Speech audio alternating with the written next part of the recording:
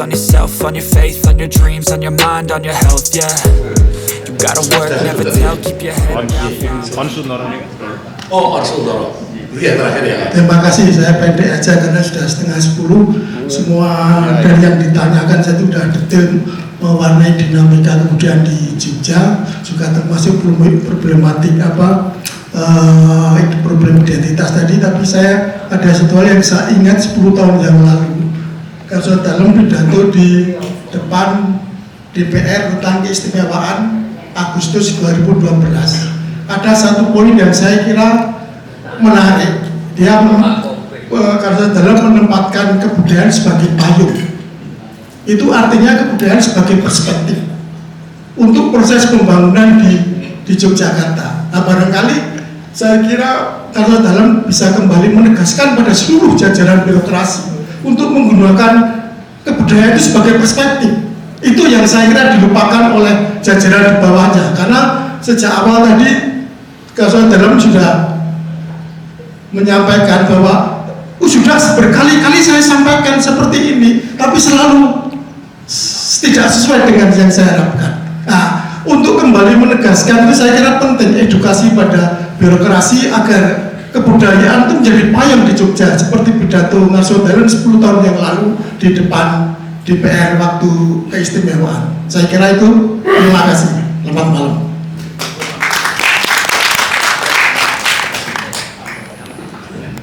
Terima kasih. Mungkin aku sih pertama jadilah yang terakhir dulu aja ya. Sekarang di provinsi sudah berubah, Bapak. Dalam arti berubah itu sudah mau belajar masalah kebudayaan. Karena memang dari awal Jogja ini dibangun dari RPJMD pun dasarnya Hamumayu Ajarimbawono ya. Pendekatannya tetap budaya, bukan pertumbuhan ekonomi gitu. Ya, karena kami ingin tetap mempertahankan modal sosial guyupnya masyarakat. Karena kami punya keyakinan bahwa kebudayaan itu bukan berarti orang tidak bisa sejahtera. Gitu. Bisa gitu. Karena yang namanya kebudayaan itu karya manusia, baik itu yang intangible maupun yang tangible gitu. Dalam konteks tangible intangible adanya memang hanya apa?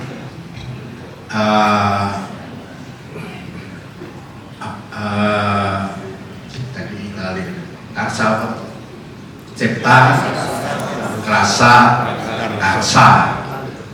Nah, karya itu adalah baik intangible maupun tangible, itu adalah kebudayaan. Jadi persoalan saya sekarang, saya dengan staf saya nggak masalah, justru bicaranya dengan pusat itu yang masalah gitu.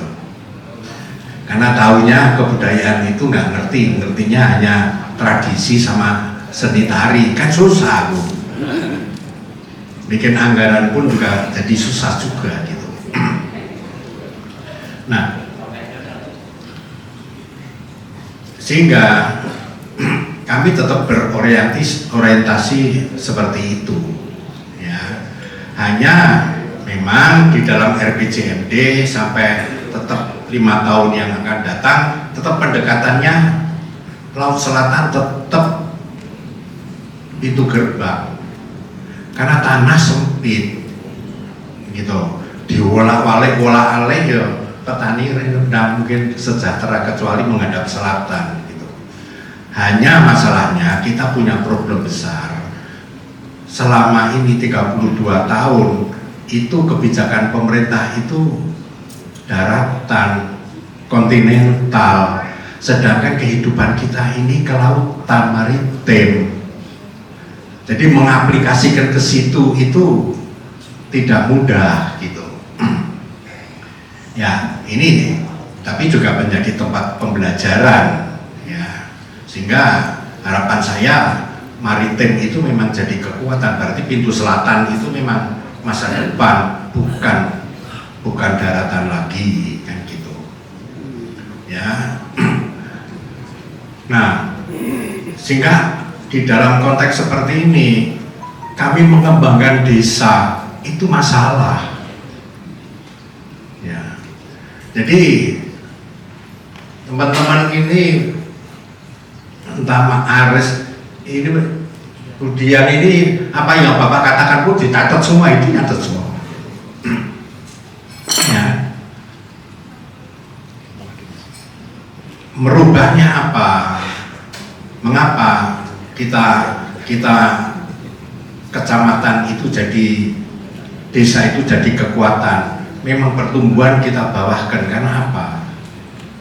Dari Orde Baru sampai hari ini pun ada pemahaman bahwa hidup di desa itu tidak ada pilihan pekerjaan kecuali mau jadi petani ya atau nelayan.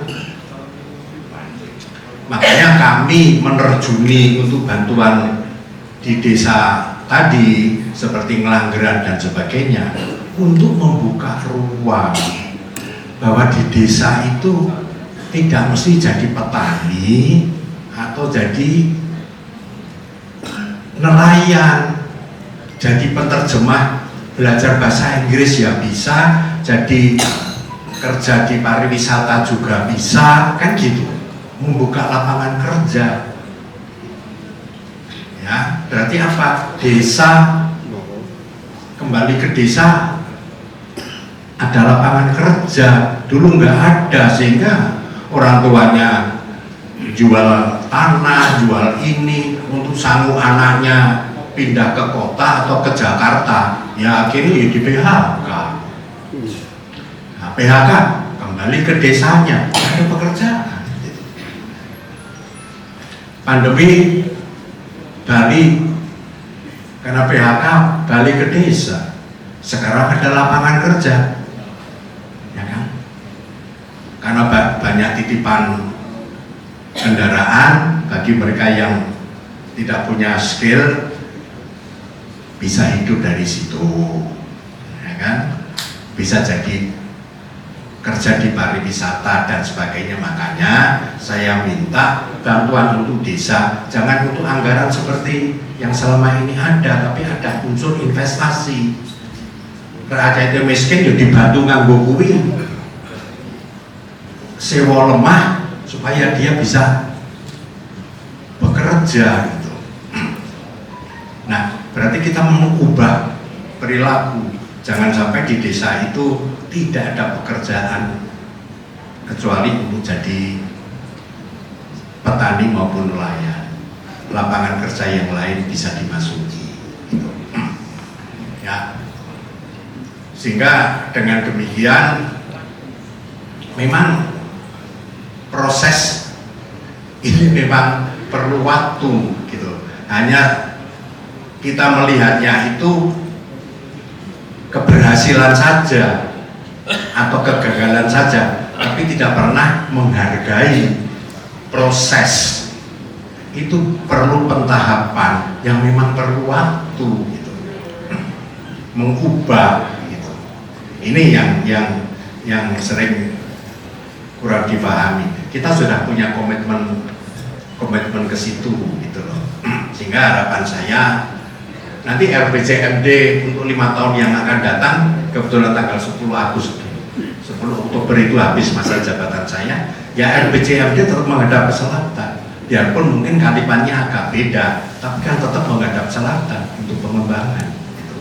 Karena itu masa depan. Karena fasilitas sekarang di selatan itu sudah relatif lebih baik, ada JJLS dan sebagainya. Jadi produk-produk dari laut itu bisa keluar, tidak seperti kemarin kan.